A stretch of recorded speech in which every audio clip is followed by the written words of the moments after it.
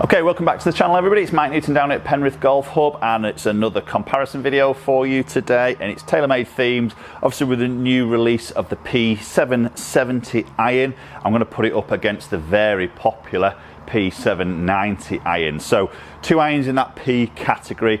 We know P790 has been extremely popular, a bit more powerful, is a little bit stronger loft, but maybe I'm going to put it up against the 770 and see possibly if this is something that you might want to combo a little bit.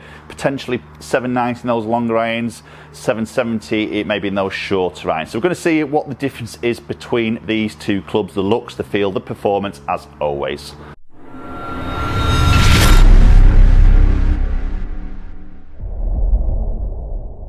So just before we jump into the video, if you're enjoying what you're watching and you haven't subscribed, then please consider hitting that subscribe button. Very much appreciate it. Ring the bell as well so you get future notifications. As soon as a video lands on the channel, you'll be one of the very first ones to watch it. And also hook up on social media platforms, both Instagram and Twitter, and the handles there are at MN Golf Coach. Okay, so we're going to start off with the P790. As I mentioned, this is a second generation of 790. It's been extremely popular. That hollow head, the injection of speed foam in there, speed slot in the bottom. It's a powerful sort of iron. So this 7 iron here is lofted in at 30.5 degrees of loft, so it's on that strong side. So we're getting that sort of a little bit more of that player's look. We're getting a little bit more of that sort of forged head, forged feel, but we've got some tungsten, we've got speed slot, we've got plenty of technology in there. So it is a little bit more of a sort of powerful iron as well. So let's get this first one underway.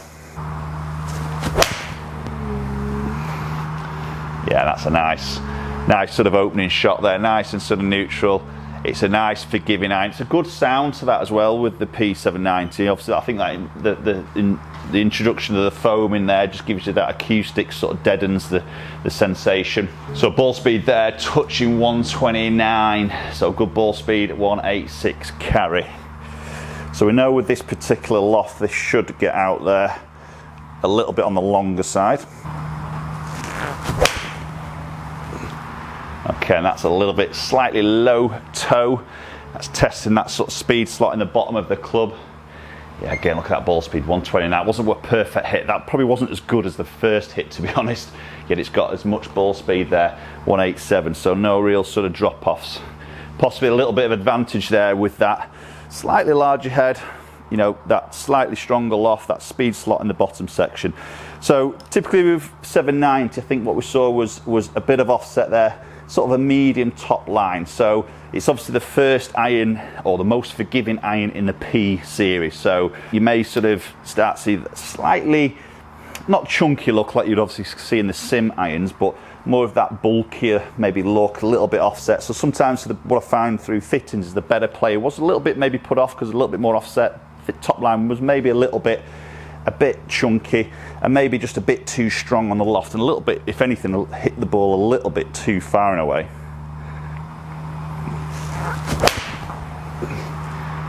Again, it's not the perfect strike, but it's done very well. Again, 128, so that ball speed staying in a good area there, even though I'm just slightly not quite connecting the sweet spot at the moment.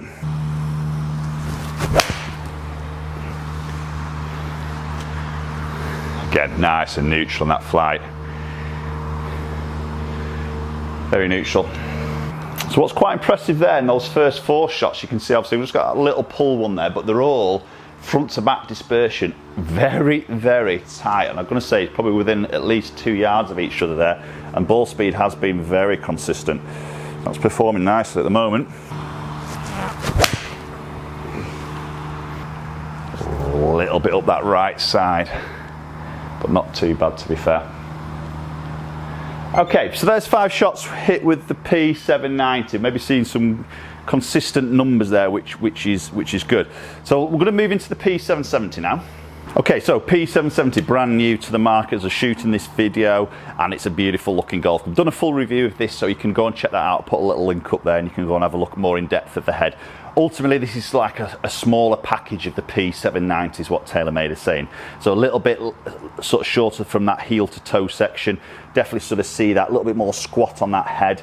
Top line maybe a fraction thinner than 790, and I'd possibly say a fraction less offset, but there's probably not a huge amount in there, but just definitely in that slightly smaller package. So we're still hollow head, we've still got speed foam in there, we've still got tungsten in there, and we've still got speed slots. So everything is happening, exactly the same technology we've seen in P790, but slightly smaller package. So I think this will probably tick a box, and maybe those slightly lower handicap golfers who maybe want that bit of forgiveness, but just want that slightly neater package, and that's the real sort of difference.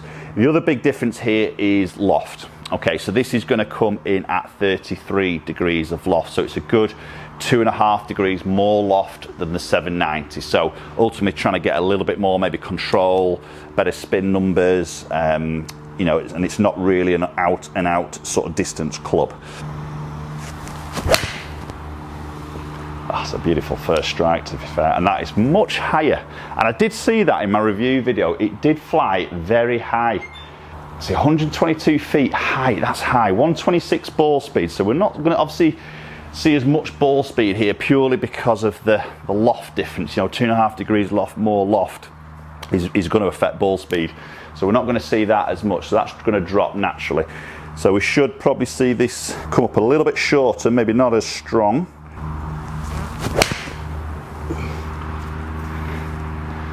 Again, it's a super strike. It's a fantastic feel off that.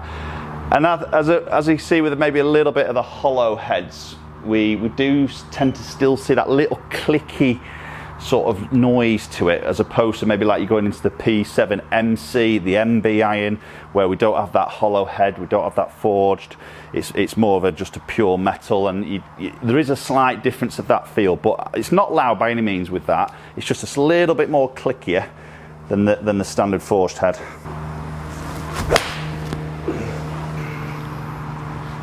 Good strike again.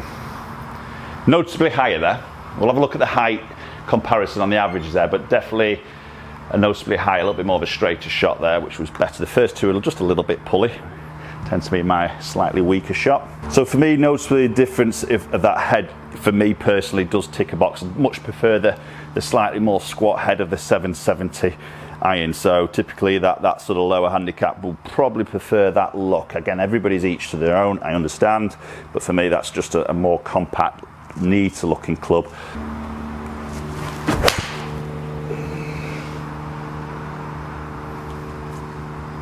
It's a nice shot. Again, nice and neutral. Wasn't the best of strikes, didn't flush it. 123 on that ball, 171 on that carry distance. So we should obviously see a little bit more spin with this, purely again because of that loft change. And that's probably the best strike, to be fair, best shot. I tell you what, that is high. That is really high.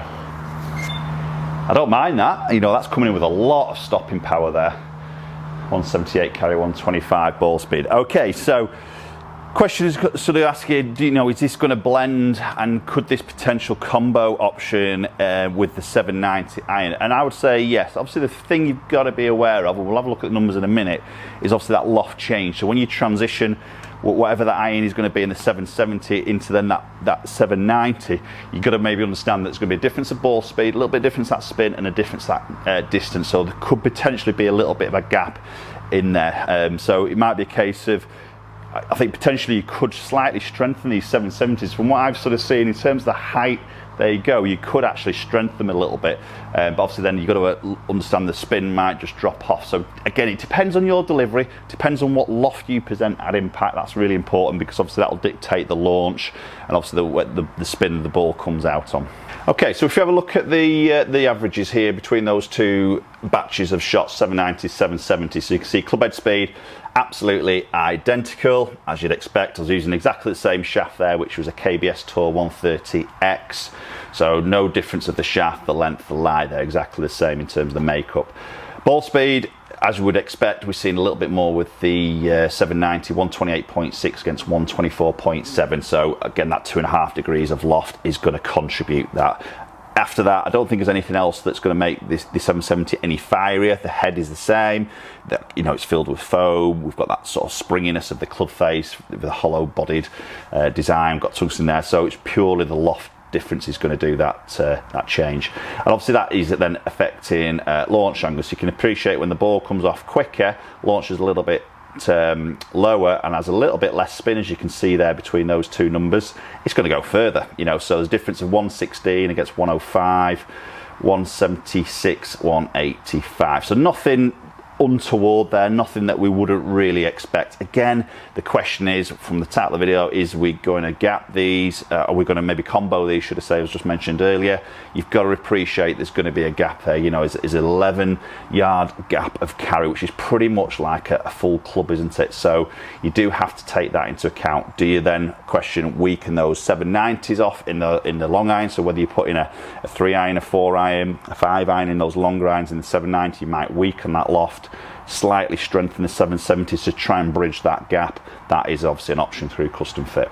Okay guys, so there we go. There's a video that many of you have already asked me to do, to be honest, is a comparison between that 770 and that 790. So as it's not doing anything untoward there, everything I would expect to do, because of that 2.5 degree difference of gap. Obviously there's a difference of look as well, which will be very much a personal choice. You know, do you prefer that slightly more compact head, or do you prefer that maybe a little bit more confidence inspiring, slightly longer blade length of the 790? Again, that's your decision. But post your comments down below. Let me know your thoughts on those. Have you got 790? Would you upgrade to 770? That's an interesting question. I'd like you to maybe sort of let me know if that's the case, and hopefully, you know, you can give me some feedback in the section down below. Apologies about the greenkeepers out here. They've been very busy doing a bit of work.